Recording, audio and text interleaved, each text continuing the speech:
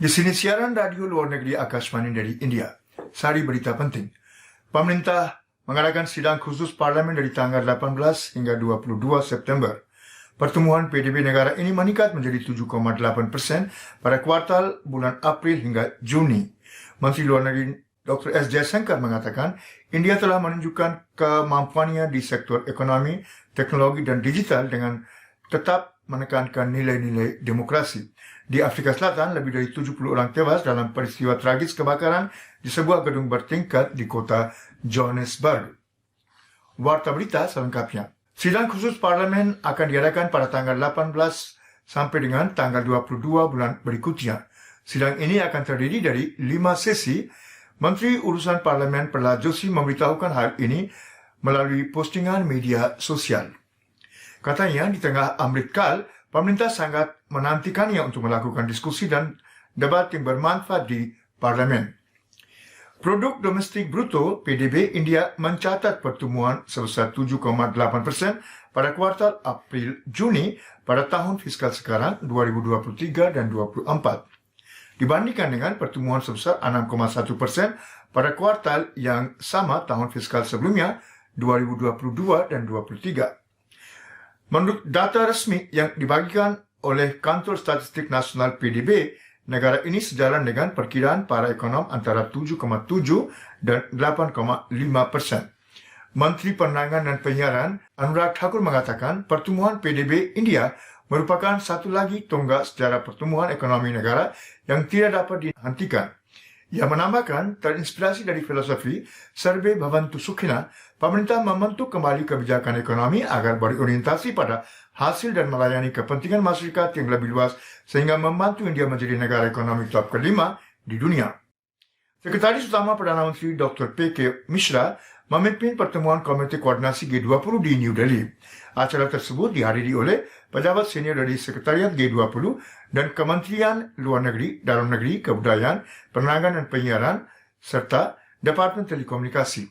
Untuk pertama kalinya, aplikasi seluler dikembangkan untuk G20 disebut G20 India yang kini tersedia untuk diunduh baik di Android maupun iOS. India akan menjadi tuan rumah edisi pertama Konferensi Global India AI 2023 pada bulan Oktober tahun ini.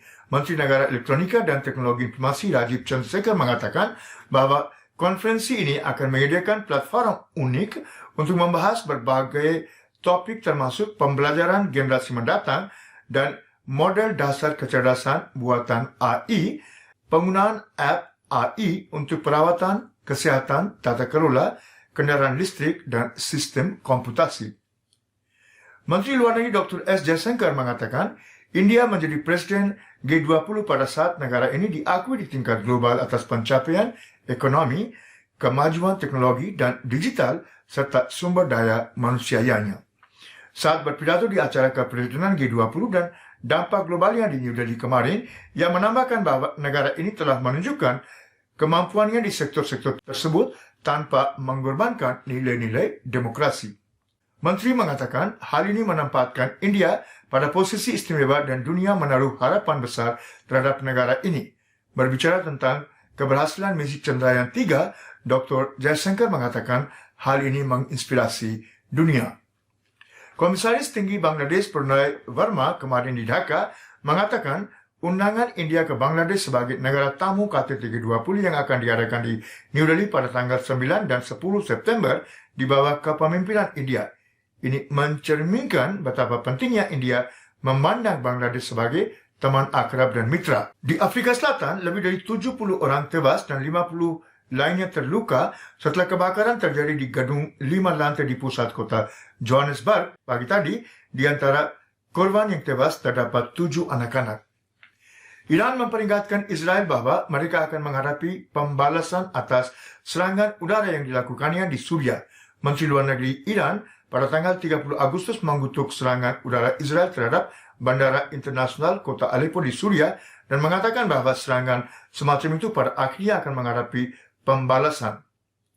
Korea Utara meluncurkan 2 rudal jarak pendek ke perairan timurnya pada hari Rabu, kata militer Korea Selatan, beberapa jam setelah Amerika Serikat menerbangkan setidaknya 1 pesawat pengebom B-18 jarak jauh ke semenanjung Korea sebagai bagian dari latihan lapangan dengan Korea Selatan. Sekian warta berita dari Akashvani India. Sampai jumpa lagi. Terima kasih.